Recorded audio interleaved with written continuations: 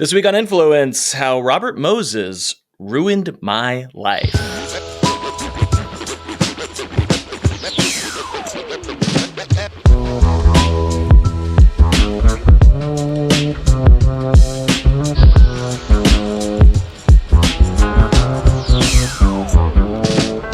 Hello there, friends and neighbors. Welcome back to Influence with me, Matt Silverman. Thanks for joining me for another week. It's been a little while. We've been on a slight little hiatus while I've been working on other projects, but I am thrilled to be back and couldn't have asked for a better guest. Let me tell you something. My guest today is a video creator for a website that I like to call youtube.com. Okay. Anyone can get on there. You can broadcast yourself. You can put videos on there. Also, Instagram. It's an app on your phone. It used to be like pictures of coffee, and now it's just a bunch of slop.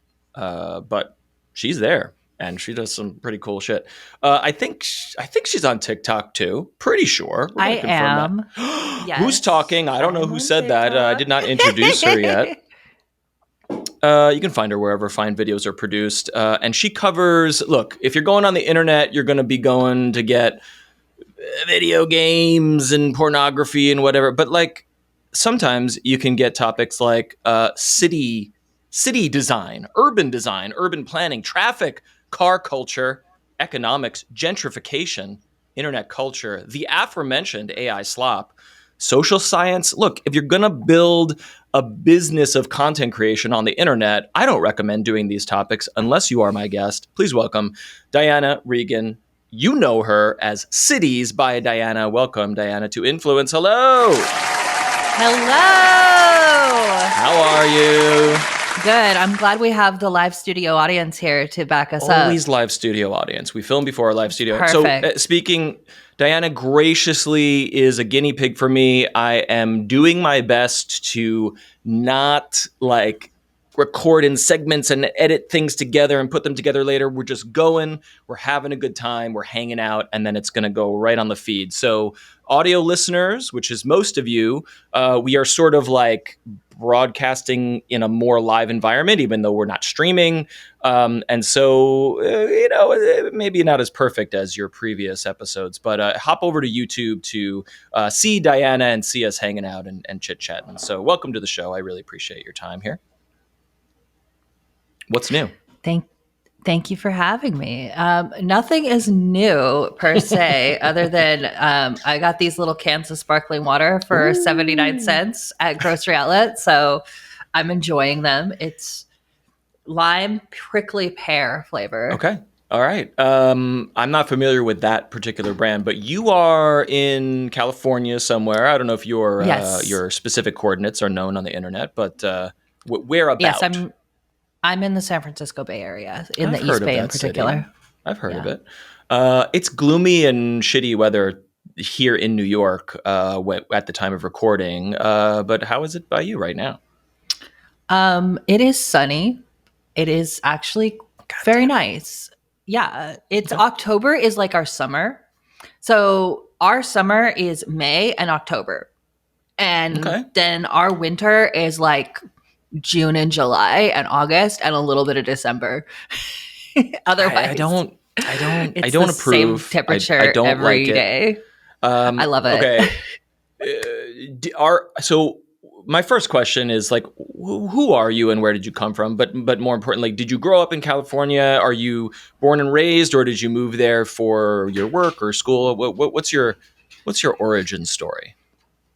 I actually was created in a lab by the most powerful artificial intelligence programmers in Silicon Valley.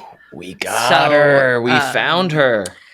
Yeah. So unfortunately, models like GPT-4, GPT-5, they're not quite as advanced enough to create an AI human like me. But my creators actually were able to. Therefore, you could say I was born and raised in California. If for audio listeners, you can't see Diana, but for video viewers, she's holding up her hand, and you can see there she has 7 fingers, and that's how I should have known this earlier, but I didn't figure it out. before you became an artificial intelligence and got online, what were you? What were your educational or career aspirations? I think a lot of people in your audience are like, did you study urban design? Did you go to school for this? And we'll get into what Diana creates in a moment, but take us back a little bit before becoming AI. Yeah, so I have no professional qualifications whatsoever. Woo! I literally have zero professional qualifications in any of this. Great. I worked in sales. I've done so many like weird jobs. Like before this, I was working in sales. Like I was working for like an SEO marketing agency, and I was just like selling our services. Before that, I was like selling like shitty marketing software to like auto dealerships or mechanics or something. Before that, I was a receptionist. Before but that, but when you say sales, you're not selling, widgets. You're in the software tech SaaS world, which is obviously sitting right next to internet culture, sort right? of. Sort of. Was. So my last one was more like what we did was like we sold like content writing services. So it wasn't necessarily software. It was like we were writing content for websites. And of course, guess what killed that? Guess what killed that? Chat GPT, Gemini, yes. We lost so many clients to Chat GPT and then Google with their like AI overview that I was already making content at that point, and then I got laid off. Right. And I was already like making enough to just kind of get by. So, and you know this, but I find it interesting, just generally, and for listeners, like creating content so that you rank in search engines is like kind of like an industry that you were working in, and then you got laid off from AI. But now there's a whole new cottage industry of like, how can we get our company name and information to surface when people ask ChatGPT questions? I think it's called AEO, which is like really, it's like it's answer engine optimization, AEO instead of SEO. That's insane. All of it is fucking fraud, obviously. But anyway, we'll get into that a little bit more. I don't know anything about that anymore. Yeah, I literally just make funny videos. And I'm so glad I found Diana's work, because I'm now a huge fan, and we'll talk about how I discovered your work. The work is brilliant, and I'm so excited to talk to you about it. So you were starting to dabble in content creation while you were at the day job. Did I hear that right? Yeah, and it's funny because it was like totally different than what I do now. It was kind of related in the sense that it kind of like I guess just by the nature of the content I was making, I had to pivot to what I do now in order to keep that audience engaged. If that makes sense. What do you? It does, but I would like to know more about what you mean. Okay, so I used to do, and like I don't play it very often anymore, but I used to do a lot of gaming content. Yeah. And I actually started just for fun making content around this game called Skylines, which is like you build a city. Like it's just like this like cute little time waster game. People get really into it. Like they get it's a deep simulation. For the uninitiated, think of a very modernized SimCity. Everyone played SimCity back in the day, but City Skylines is that game, but I don't know, probably more robust and more sophisticated these days with modern games. Yes, better graphics. Like I played before the sequel came out, like I was playing the original, which came out in 2015, but I started making videos in like 2022 because like over the pandemic, I was watching like that kind of content on YouTube. It just like surfaced one day. Okay. And I was like, oh, this game looks fun. Like, oh, it's cute. You can build like your little neighborhood and all this stuff. And so I just kind of started playing it like, cause like I had tons of time on my hands. I was working remotely. Like in fact, I got laid off from like a different office job during the pandemic. So basically what I was doing for work was I was doing, like DoorDash and Uber Eats driving full time, but that was like at night. So during the day, I just sat around and played City Skylines all day. Cause like you can get like lost in it. It's just like Totally. it's like that one and The Sims. Those were like my pandemic games. Like Totally. And I'm not a Sims guy, but I'm a huge like simulation, city building, civilization player. And so I get it. I enjoyed City Skylines, the original, and then I was reading discussion of the sequel, and everyone was like, "Oh my god, they really shit the bed on this one." But I don't know if they fixed it. Yeah. Okay. Oh yeah. I think they've done. I don't know because in full transparency, City Skylines 2 blew up my computer. Oh, no. And I had to spend $250 to get my BIOS reinstalled and my power supply replaced. Well, like I don't know. I was like streaming live on Twitch playing Cities 2, which like I already like had reservations about, but I was finally starting to have fun with it after like it being out for like 6 months. And then my just entire stream cut dead. And I was like, what's going on? And I had to, like, my computer just would not turn on. So I actually had to take it in and get it fixed. And ever since, I will not touch it. Yeah. Because what happened was the game was just too powerful for I have a gaming laptop. Right. It was probably running at like 1,000 frames a second because some issue with the code or whatever. And it was like too much, no cap on it. Yeah. Every now and then you read about a game and it's like, I downloaded this sick new game and it's all super popular. And now my graphics card is physically melted because something got fucked up. Is what you just described is my worst nightmare. So I'm removing Cities 2 from my wish list. Thank you very much. So I was one of the early access people. So I actually did get relatively popular playing City Skylines on YouTube. Okay. Not by relatively, I mean like I got up to about 10,000 subscribers on YouTube. Got it. Okay. Like, which is like very small fry. My videos were getting like 4,000 views.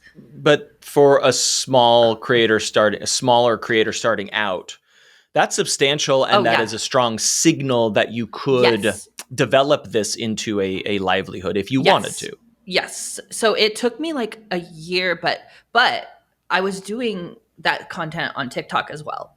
And TikTok, it was really blowing up. I see. Really blowing up. And so I was doing tutorial content, which was doing really well. This is my next question. On both platforms. And so it's tutorials. I have not seen any of your City Skylines. I've only watched a lot of the more recent, video essays. We'll discuss what those are.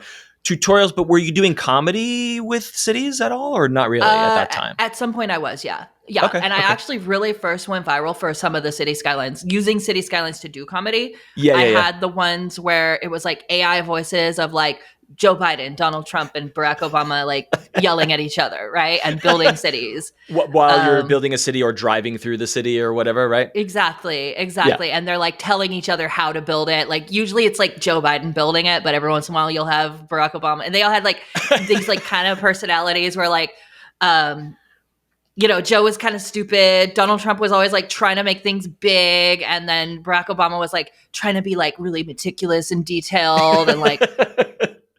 It was a whole thing. And I would still be making those videos if it didn't get me violations. They actually give you violations now.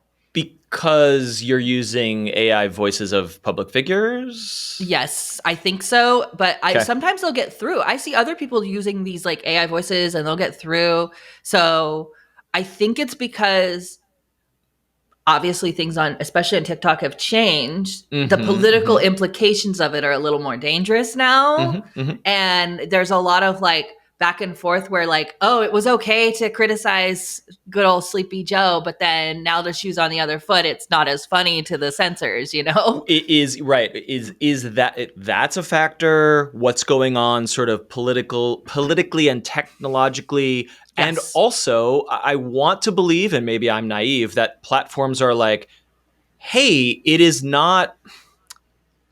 Bad actors can weaponize. You're creating satire, so that's an interesting use of AI, and I really want to talk to you about that because I find it fascinating.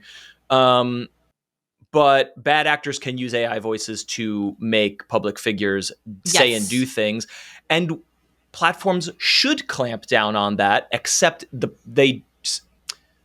moderation, especially automated moderation, does not know when you, Diana, are making satire, which is protected speech. And so this is a whole fucking can of worms. And you started doing, you're right in the center of that with this content. Yes, let me tell you something. Later on in my career, like last year, after I stopped doing a lot of gaming stuff, I had this series of videos that I was making where I would take historical speeches from presidents, right? From US presidents. And the first one I did was Eisenhower talking about like the interstate system and stuff. And I was making them use like modern, like brain rot slang. Right. Yes. And the Eisenhower one did really well. So I ended up making one of Richard Nixon. And what I would do was, what I did with the Richard Nixon one was I put footage of his speech, of his resignation speech on the top, right? And then edited it to make it look like he was talking to the AI voice clone of like what he was saying, like, which was just so crazy. I made it look like a YouTuber apology video. Like, I really didn't want to make this video, but blah, blah, blah, blah. Like, okay. And then underneath it, because like you'll see people do this like split screen of like, oh, they'll put Subway Surfers, they'll put Minecraft. I put footage of Pong and Space Invaders. And so it did really well. It was like my best performing video that month. And it got a fucking violation, and it got demonetized. Wait, what platform is this on? So I'm just adjusting. I'm adjusting my chair for video viewers, since I'm a little too short here. This was all TikTok. Yeah, it was on TikTok, and I think it's still up on TikTok, but they just gave it a monetization strike, so they kept it up. They didn't pull it down. Okay, interesting. They didn't pull it, but they said it was unoriginal content, which is just TikTok's catch-all for we don't want to pay you for this video. Unoriginal. So typically that, I know jack shit about TikTok creator economy, meaning like, hey, you uploaded a Disney movie to TikTok. You can't monetize that. You use somebody else's video, which was not the case because it says that you can use footage if you make substantial edits to it. Oh, it's fair. Well, it's fair use. So, but this is such a fascinating, weird gray area. You're using public domain footage of a president, but you're synthesizing his voice to say ridiculous things, which are so clearly ridiculous. But are you violating the likeness rights of a I don't know. No, it's public domain footage. And I did that for George W. Bush on 9/11. Also got a violation. I did that for FDR. Did not get a violation for the FDR one, surprisingly. I tried to do it for JFK. That one just got shadow banned. Like it just got like 0 views. And so I stopped doing it because if you get enough monetization strikes, you get permanently demonetized. Yeah. Okay. I have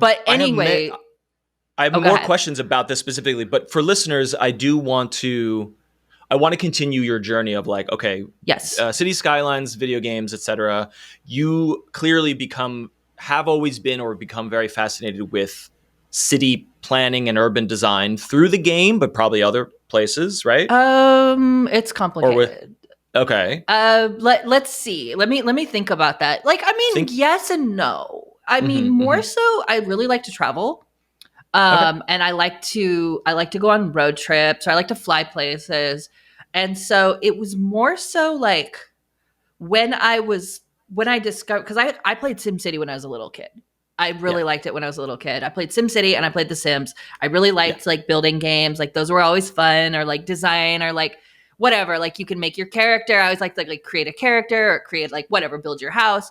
So SimCity was just like that plus. So kind of, but it was more so like, for me, it wasn't necessarily like a lot of people would be like, oh, I really care about like making a livable city or like the public transit. For me, it was just like, oh, I could use it to basically show like the absurdity of like the places that like regular people live in. Because like when I was like watching that, like people on YouTube like play the game, they're like trying to make these like idealistic things, or there's like a lot of, it has like a really big European audience because the game was made in Finland. Right. So they're making things that look like where they're from, like Europe. And it was always like very interesting to see that, but it was like so foreign to me where I'm like, what if I made the most like basic, like suburban, like bullshit town? And so like Because like at the time, like I was spending a lot of time down in Silicon Valley, like in San Jose and stuff. And I was like, let me make something that looks like fucking San Jose. And like I had like, oh yeah, and I had like also like gone to like Utah or something. I'm like, let me make something that looks like Salt Lake. And I so wouldn't did even that. know how to approach that because like I don't They know, have when you're the playing these games, you want to make a grid and you want to make sure your industrial and your house areas are like, Oh, working together and shit. I would just mod it out. Like there's a Okay. lot of mods that you can use to just like override the simulation. Cause like I didn't I care see. about the simulation. I just cared about making it look that way because the simulation will never make it to where you can actually make something that realistic. That's kind of what I was wondering. Yeah. The US works. Yeah, because exactly. it's such a game. And so I was just like, I'm gonna do it for fun. Yeah, so basically at that point it just led to me like making like silly, more absurd shit. Like I did the whole like, oh, one more lane's gonna fix traffic, like all of that.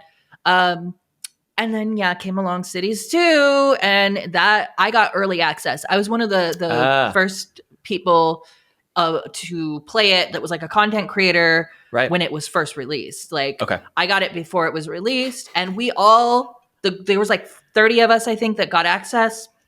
We all were just like, why does this suck? Oh man.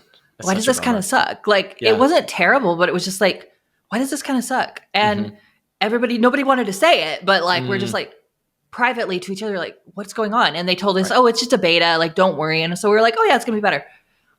There's things that you cannot do in that game to this day, 2 years later, that you could easily do in the first game. Yeah, that sucks. Yep. And so it's like, in fact, it killed my YouTube channel. Like at first, like I blew up for that. Everybody blew up for the early access, which is funny if I blew up because these videos, like some of them did really well, but most of them, like they got the same amount of views as like what I consider like a crappy video now or like a medium video now. Yeah, totally. I know. I get it. But meaning so you started to make Cities 2 content, but because the game was kind of a flop, I didn't like it. Was interested, you weren't feeling it, just didn't work. At first people were interested because like it was new.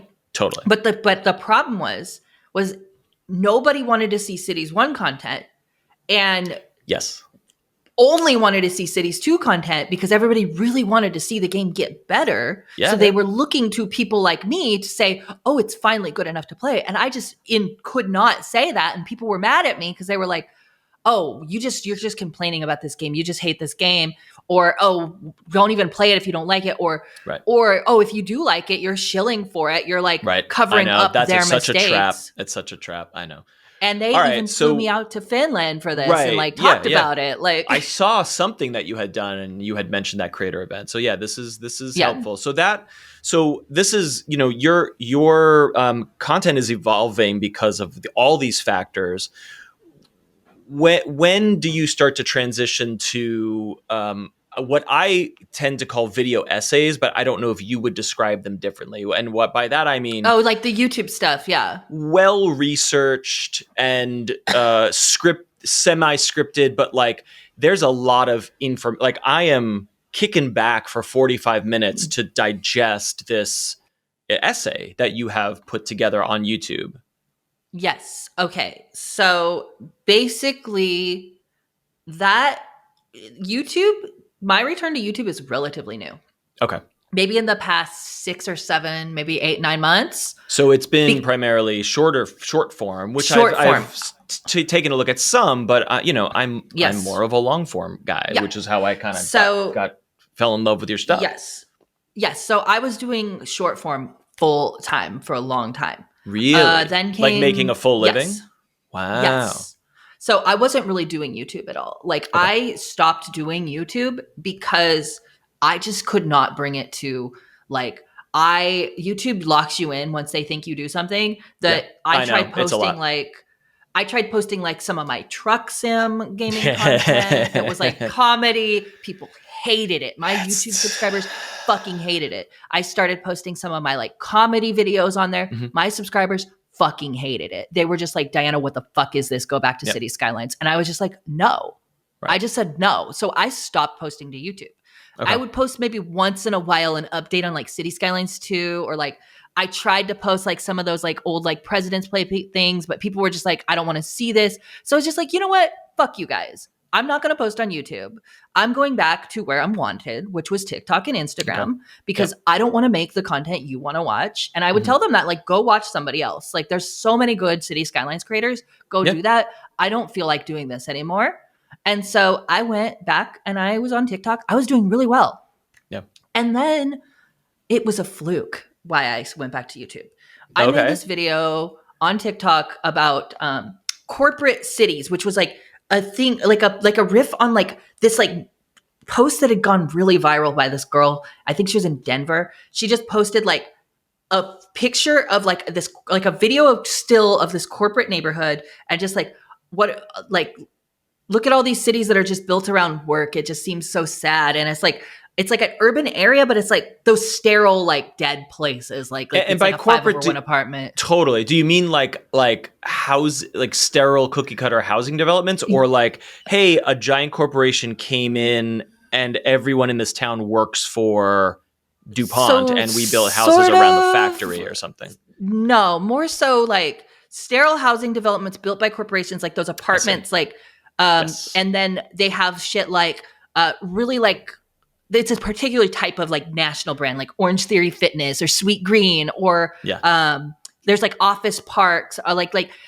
it's just built. It's like an urban city, but it's built around work, like retail tech. space and office space, kind of built into the residential cookie cutter thing. Yeah, we're exactly. And there's lots of cities that it's like they're corporate in the sense that they're sterile. The only thing they do is like, you go to work, you go home, you go to like national chains. Like it's So I made this video basically describing like 5 different corporate cities. It was short. It was about 3 minutes long. And it got like 1 million views on TikTok, right? And on Instagram. And I was just like, oh, this is cool. And I'm like, you know what? I'm going to make this a full-length video, like a 10-minute video or whatever. I see. And I was like, let me try this on YouTube, because I was like, TikTok was kind of, it got, TikTok's future was uncertain, and that's where I was making all my money. So I was like, you know what? I need to diversify. People keep telling me do long form. I don't want to. I would be terrified if I talk to creators who are primarily TikTok, and I'm like, I don't know what to do with that. You know, like, it's let me tell you, sketchy. Instagram does not fucking pay for videos. No, I used to. Not. Mm-hmm. They used to pay for videos, and they used to pay but not anymore. They pay 0 for videos. They pay something for images, but it's not much. Okay. And so I was like, this is my only stream of income besides like sponsorships and like side work. Yeah. It's like, I need to go on YouTube again. I have a monetized YouTube account. Let me try it. I did it. I created that corporate cities video. It did really well. It did like 150,000 views, which was like, at the time, like the third highest viewed video on my channel, or 4th highest viewed video on my channel. And I was just like, you know what? This works. Great. This works. Because I had that audience of these like gamers, and like half of them just did not want to see anything that wasn't gaming. They were just gamers. They just were bros. Like they were like, they're like, you're not a gaming channel and I don't want to watch you. But the other half were like, oh, I like geography. I like travel. I like learning about different places. And I like, so it was a good transition. If you're playing City Skylines obsessively, you're also going to be interested in these new topics that you're starting to cover. So I understand the Venn diagram of like, some of the audience peace out. Other half of the audience is like, oh yeah, I love this shit. I get it. Exactly. And so I just kind of started doing that. And then I started like expanding topics here and there, because like, I don't really particularly want to talk about this shit all the time. I don't care enough to sit there and make topics on urban planning, because it's not my specialty. It's not something that I'm super passionate about. Like I do care, but it's like part of a broader like political picture. Correct. And you have I don't want to label you. You can decide what you are professionally, but as an observer and a fan, what I'm hearing and observing is like, you are starting to become a journalist / commentator, meaning you are not an expert on urban design, but you will do a fuck ton of homework in order to present a thesis to an audience. And then when you're done with that topic, you'll move on to ChatGPT or AI slop or whatever is interesting. Guess. I don't know what I am, honestly. I don't know what I am. I'm just a person that got stuck, that fell into something because I fell into hard times. I don't like traditional 9-to-5 employment, and this was a way to make a living doing something that I realized that I liked, which is funny. What I like is video editing. Like, I taught myself how to edit, and most YouTubers and creators hate editing. Yeah. But I was just like, no, that is my thing. Like, I like to sit down and edit and watch a video come together, pick the music, work on like the voiceover, like work on like the visuals. Like, I film a lot of my own B-roll, like not all of it, but I do film a lot of my own B-roll. That's cool. Yeah. So it's just like that process is like what I do. I do all my own color grading, like all of it, because it's just like, yeah, I can tell. Because I'm in this world as well, I'm looking at your channel being like, this is so labor intensive. And so for audio and video viewers and listeners, we're here talking face to face, and I really, really wanted to show some of Diana's work to you on the video version. Showing that to you in video form, super easy, but routing audio in a live environment, for some reason, is a fucking hellscape, and I'm almost there figuring it out, but I wasn't able to figure it out in time. So I cannot show you this right now, but the point I'm making is that when you watch Diana's work, there is so much detail and so much chaos, and she's explaining the thesis to you, as we just described, but it's graphics and memes and slop and AI voices, and it's all coming together into this frenetic transformative thing that feels like the old internet in a good way to me, and I think that's why people are very responsive to it. And it made me realize that Diana is a very good editor, but also that you love it, because Jesus Christ, these videos must take 1,000 years to make. Like, what's your so this is connecting to my actual question, which is like, how much homework and B-roll and editing and voice, like what's the process here, and how much time are you spending on this? The process is usually a line will pop into my head, one phrase, one sentence, or I will be out shooting. I go out shooting a lot. Anytime I travel, I will shoot. Mm-hmm. Anytime, like, I go out shooting or a piece of footage will like trigger something where I'm like, okay. Yeah. Or a piece of short form content I've made will expand out into a bigger video. Right. Like that Robert Moses one, that was just based on all those like stupid Robert Moses, like AI voice things that I did. Okay. Right. Okay. So meaning you had done those videos previously, and then they're sort of coalescing into a larger narrative that you put on YouTube eventually. Okay. Yes. That's helpful. I had done those videos like last year, and then I had done a talk in New York at a fest, like a podcasting fest, where I had talked a little bit about it and played it. So I included that. Or for example, that like, oh, no, you're not crazy, everything's a recession indicator. That just came into my head. I was just like, oh yeah, let me think about that. Mm-hmm. And then I made a whole video about it, because it was like, let's talk about these different things that like either I've experienced or I've seen people experience in it. But it also grew out of a piece of short form content I had made, which was that intro, that first like minute or so of that video was just a piece of short form content I had made. Yes. And so what'll happen then is I'll have that general like nugget of idea. Mm-hmm. Same with that density one. It was like walkable cities won't save you. I was like thinking about it in the sense that like, I love that one. Yeah. Thank you. Like I had watched a video not that long ago about like, oh, what's the problem with like online urbanism? And I've always thought that like, as much as I love Not Just Bikes, sometimes I see him and he's just going around like, oh, this place has terrible walkability, but this place has a great, but I'm like, but what does that mean beyond just walkability? Beyond just like, oh, this place is doing a good job building housing. And same with like all the like abundance people. So I was just like, there's just these ideas that like come in, and then I'm like, I have 3 hard drives full of footage. And so I will just pick and choose pieces of them. And sometimes it's like months later, like I did a video about like, oh, romanticizing your shitty town. And I was like, oh, wait a minute. I had all this footage from fucking Wilmington, Delaware when I was out on the East Coast earlier this year. I remembered I had like talked to this lady who was like, what are you doing in corny ass Delaware? Huh. And so I was like, let's make a video like about that. And then as I got like more into the video, like, cause I work on it, I don't like I write the script as I'm going and I edit as I'm going using That's footage. really interesting. Okay. Yep. I get it. Yes. So I kind of like just like let something develop as it's going out of like an idea.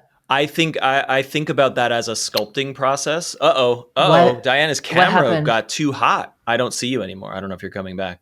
I got just color bars now, and you're muted. I don't know. While we 1 second, she's still there. I think of it as live to tape. It happens. Yeah, this is bad. Camera's overheating. Let me see if it'll come back on. Okay. Let's give it a second. Hey, okay, she's there back. we are. Woo! There we are. Hold on 1 second. Let me adjust. Okay, cool. We're keeping all of this in. Yes, we're gonna keep it all in. I call it sculpting. Yes. So you're saying, if you write a script and then you're putting things on the timeline to line up with your thesis and blah blah blah. That's one version. But what you are saying, and I get this and I relate to it because I do it sometimes, is like I'm just putting a bunch of shit on the table and then mushing it around until it starts to form into the thing. And that's very interesting. And so it'll be a mix of like footage I've shot myself. Yeah. Gaming footage that I've recorded. I put a lot of like truck simulator footage in there. Sometimes I'll throw in like some Fortnite or like whatever. Cause like I'm not a big gamer, which is funny. Most of the truck sim stuff I do because like it's a good storytelling mechanism because it's like got all this like digitally detailed like places in the US that like, so people are like, oh, I get to see my city in a video game. Uh-huh. Yeah, I'm really not a big gamer. The only game I regularly play is Fortnite. Okay. And I've never been like a huge gamer. Like that's the thing. And so except for during the pandemic when there was nothing else to fucking do. Literally, yeah. Yep.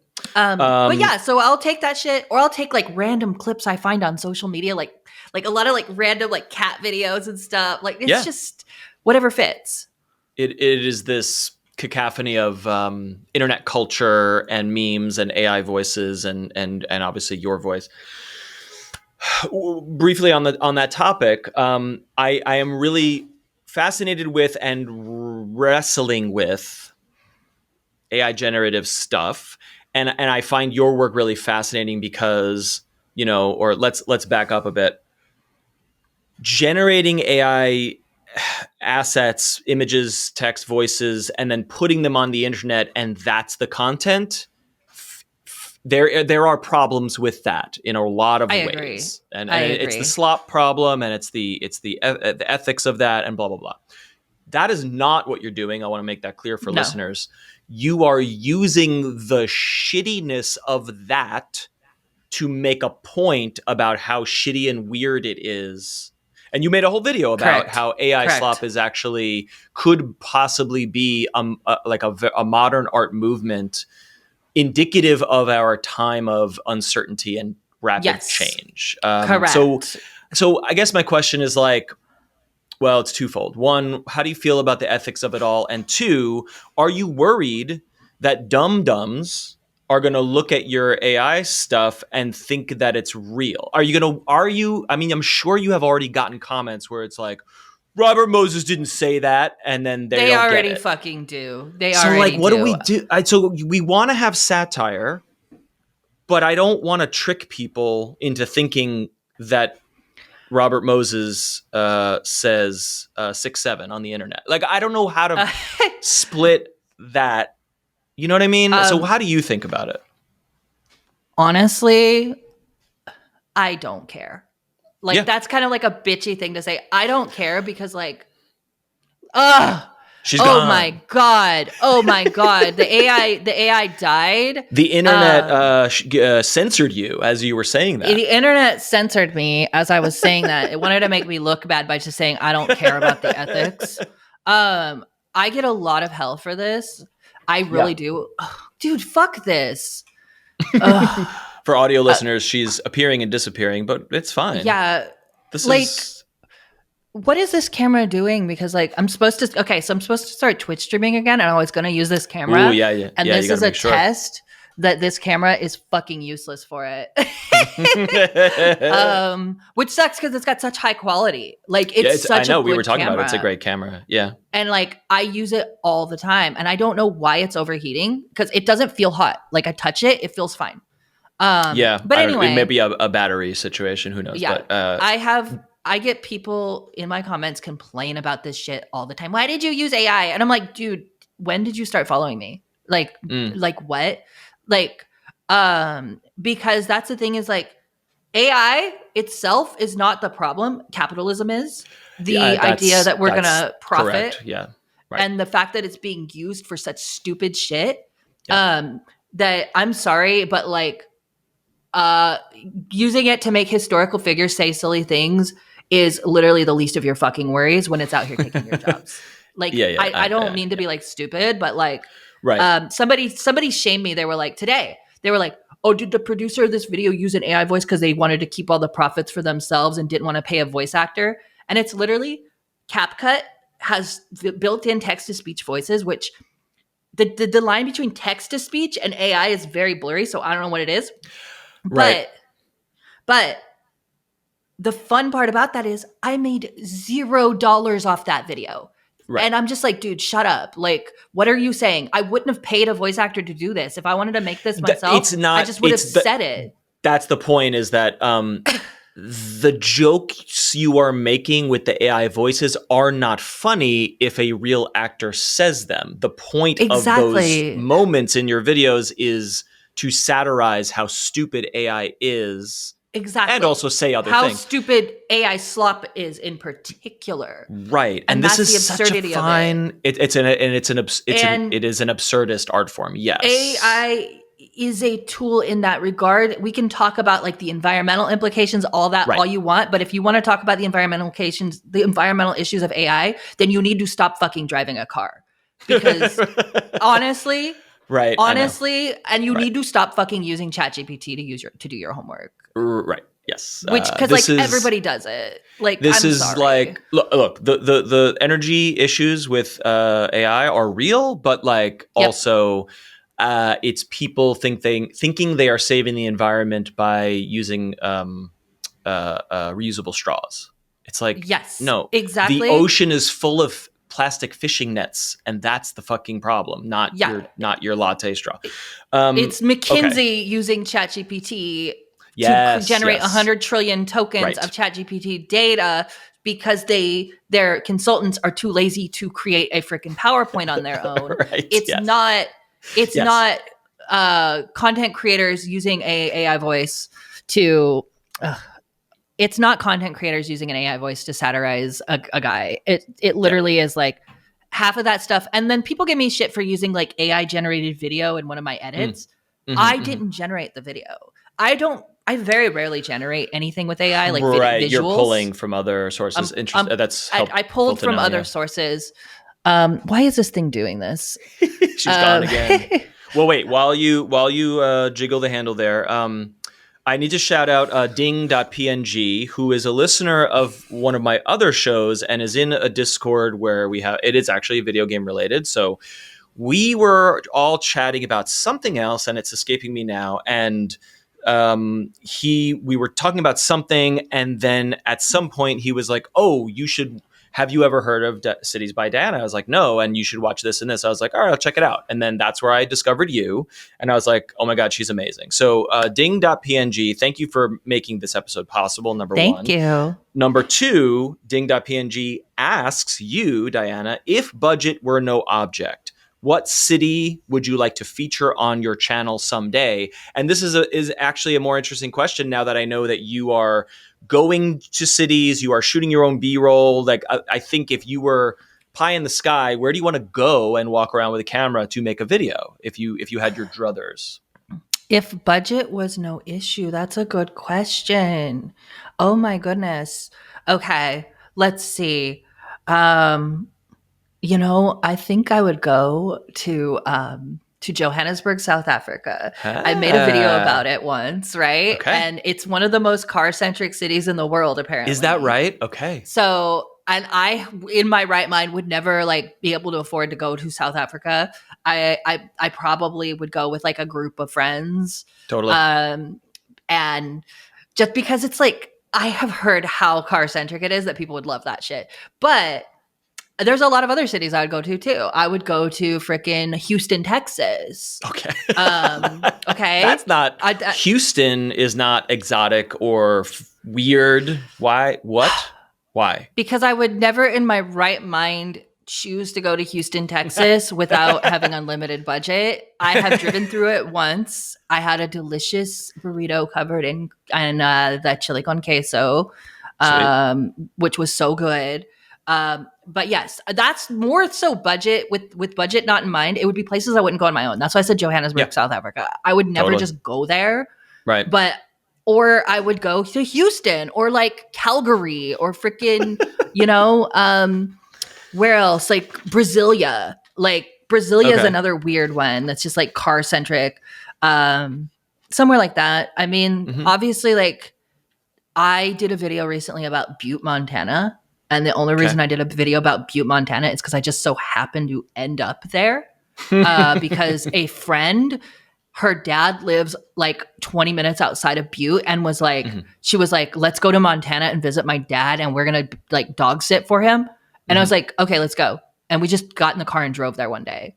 Yeah. And so then I was like, I'm bringing my camera. And I was going to say, what was fascinating about, I didn't watch that video. What was fascinating about that compelled you to make content about it, It had an interesting history because it was like a mining town. It had like a history of like the labor movement. There was like a long history of like they were like one of the first cities to have like a socialist mayor, and the socialist mayor got kicked out by the feds. And then there was a lot of like apparently it was like a really large city back in like the 1800s for its time, and it died. There's also this giant pit in the middle of town that's like the remnants of a pit mine that's full of toxic water, and they turned it into a tourist attraction. Cool. So there's just a lot of history there, and the history was interesting. And I was like, oh, anytime I travel somewhere, I try to make some kind of content about it. Yeah. Like one of my recent videos was like about the Arroyo Seco Parkway in LA because I just went to LA. Yeah. I did one where I went to Bakersfield because my friend is from Bakersfield. We went to the gun show out there. I did one about Atlantic There City, are New stories. Jersey. There are stories to be told, worth telling, in all different places. And this is sort of the niche that you are in now. Is like no one's going to talk about Butte, Montana, but here's all the interesting stuff that I'm finding. And now that you're saying that, A, I want to see that video, but B, cities built around coal mining that are no longer functional because the industry has disappeared. Yeah. We need to learn lessons from that because the shit is about to hit the fan on that front for name the job, everything. Yes. So Butte was a copper mining town. And copper, like the copper became lower quality and they didn't replace it. And it's the same, here in the San Francisco Bay Area. Like we built our entire economy around tech, and tech booms and busts all the time. And my camera is a shitty piece of tech. She's apparently gone, but we still hear you. I can't believe I paid $900 for this damn thing. I love this camera. The camera's amazing. Good. We'll talk separately about a battery pack that you can get. But anyway. Yeah. I think that's all it is. But it is what it is. It's just look at that. But yeah, so it's happened here in the San Francisco Bay Area multiple times. We built, now AI is the new hype thing. Right. And there's so many like AI startups, and you're not going to be able to see me. That's all right. I hear you. And listeners will hear you. No, don't sweat it. Another listener named Sage asks you, have you heard from anyone that your style made them realize they were car-brained? Do you have fans? Oh, and we kind of touched on this. Do you have fans who don't get your satire? Is car-brained a thing is that a phrase that you use in your videos specifically? Is that a thing? that your fans know you for? Car brained is like kind of an internet meme that predates my content. Okay. So it basically just means that like people cannot imagine life without using a car. Right. And I'm car brained. Like I am car brained. Like 100%. We are forced to be when we live in I live in the suburbs and I fucking hate it here now because I can't get across my town without a car. I live in one of the most walkable neighborhoods in the entire country and I am still car brained. Yeah. I will not lie. I just drove 5 minutes to the grocery store yesterday because I did not feel like taking my 3 bags of groceries on the bus. Okay. Sure. Like, and you know what? I don't care. I am car brained. I made a whole like post to my Instagram stories on like my private account complaining about not being able to find parking. Yeah. So what I'm hearing is that Diana alone is AI generating voices to destroy the environment and driving her car to the supermarket. If we're going to blame anyone for climate change, it's Cities by Diana. It's her. We got her. Ladies and gentlemen, I am. That's the thing that people don't understand is that like I'm not. They like people project a lot of things onto me. Like they project that I'm like this like perfect transit advocate. That I'm like this like perfect like politically. They want me to be all these things. They want me to be like an activist. They want me to be like a transit person. They want me to be like this or this or this. And it's like no, bitch. I'm just a fucking Instagram comedian. Like I'm not any better or worse than you. Like I'm just a person that makes content to get the algorithm to give me enough views to pay ad revenue to the platform that they share with me so that I can fucking pay my rent and do something that I like, which is editing video, writing, like making videos. Like I just like doing that. It's fun. Mm-hmm. And of course, like I care about this stuff. I want a better world. And like I try to live the best life I can. I do try to like advocate for these things, but at the end of the day, like I'm not your perfect avatar to project your like political opinions onto because you're going to get disappointed. I think that's so well said, and even I am guilty of saying like you're a video essayist, you're a semi-journalist, you're telling speaking truth to power, but then you're like I don't know, I'm just having lulls on the internet and trying to pay rent, and that's very honest, and I appreciate that. And isn't it interesting that we, the audience, are like, no, but I agree with that video you made, so you must be my champion. And you must be the person who's going to solve this. I am your champion, though. You are my personal champion, but I don't know. I am everybody's personal champion. Like, if they want to use me for that, if they want me to be that, like, person, go for it. But at the end of the day, like, we all are complicit in this system, and we're not perfect. And, like, neither am I. And I'm going to go and live my damn life. And I just like it's just interesting. There's like because like I definitely have like different segments of audience, and so they all usually project different things onto me. Yeah, and it's just really interesting. Ding.png also asks you, is there a particular topic you want to cover but haven't had the means to yet? Meaning we talked about specific cities, of course, but like I said, you've covered AI brain rot as art, ChatGPT, dating. Like there's relationships. Like your content runs the gamut, at least these days. Yeah. Is there something that's in your back pocket that you're itching to do and you haven't quite gotten there yet, or don't know how to do it? Don't know how to approach it yet. I want to cover the drama that happened between Taylor Swift and Charlie XCX. Okay. Where Taylor Swift wrote a song about her doing coke and Charlie XCX. I want to cover. I mean, I'm only half kidding. I want to be able to say whatever the fuck I want. My next ideas for like a videos is I want to cover the job market. Like, why does the job market suck? Kind of related, like about like the end of remote work. Yeah. Another one I was thinking of is like I've been mulling over is want to take a trip down to San Jose and ride their light rail because it's like the least used light rail in the country. And I just think all the like foamers, the train nerds like would love that. But that's like more for for the audience. Like, I just Yeah. think they'd love that. Like, I would have fun with it, but no, I want to cover whatever topic I want to cover. Yeah. But yes, I do want to cover more like internet culture stuff, because like I do that sometimes on my I've always done that on TikTok, where I've like contributed to internet pop culture. It's just really hard to bring that into YouTube, because YouTube has this heavy expectation of me now as a video essayist specifically focused on geography, politics, and culture. Right. And you look at like related channels that watch it, they are all political channels, economic channels, or geography or planning channels.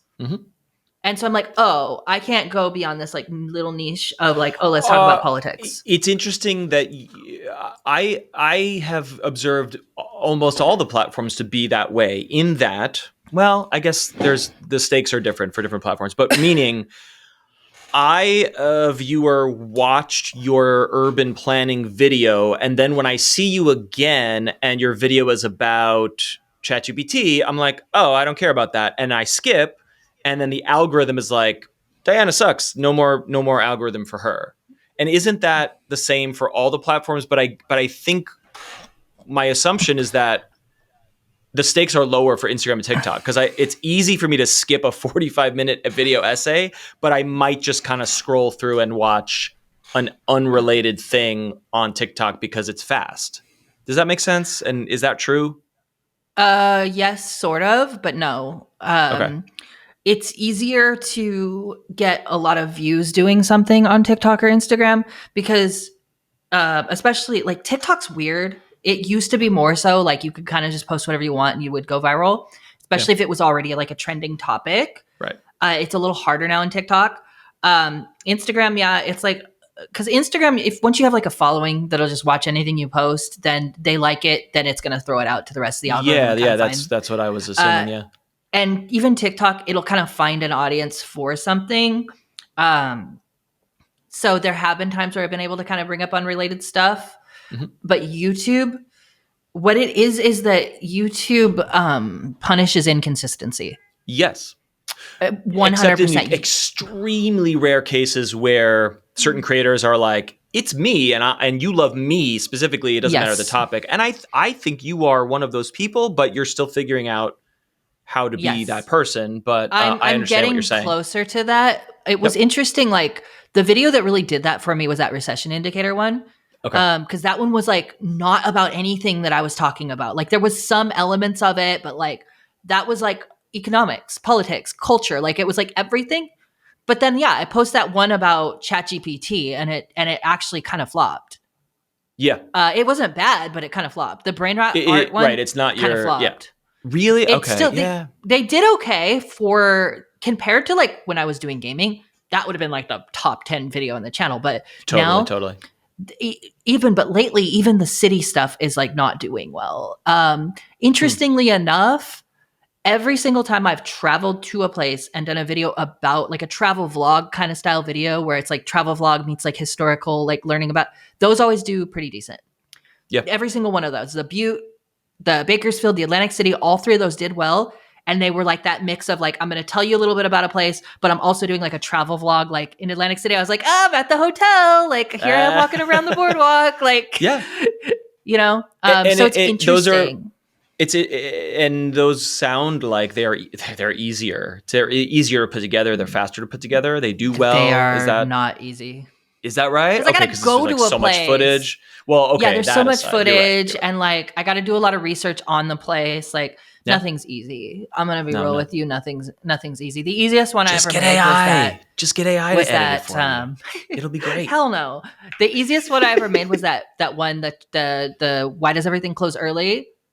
And it got 1.5 million views on YouTube, and it paid my rent for like 2 months. And I was just like, amazing. That video took me like 3 days to make, and I thought it was going to flop because I thought the intro was hella weak. And then classic. And then it's my most viewed video on YouTube.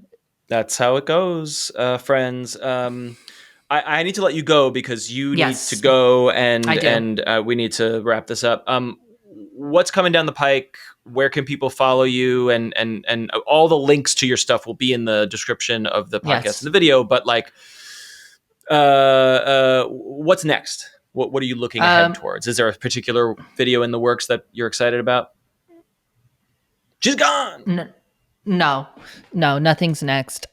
Sweet. I'm, how would I say it? You can follow me, this username, Cities by Diana, on every platform except for Twitter. I'm not on Twitter. You can follow me on TikTok, Instagram, Facebook, but like my shit doesn't do well on Facebook. YouTube, Threads. I also just got kicked off of my headphones for some reason. Wait, can you still hear me? No. I cannot hear you at all. She cannot hear me. Well, no, this has been a technical difficulties nightmare. She can't hear me. Can't hear you at all. We're gonna leave it there. I cannot hear you. She's gonna hear this outro music. Off. Doesn't matter. Hold on. I got 100% disconnected. My headphones said you are disconnected. Yes. All right, we're out of here. Follow Cities by Diana. She's amazing. You won't regret it. I have nothing coming up, but I have everything coming up. I post every day, so enjoy. You heard it here.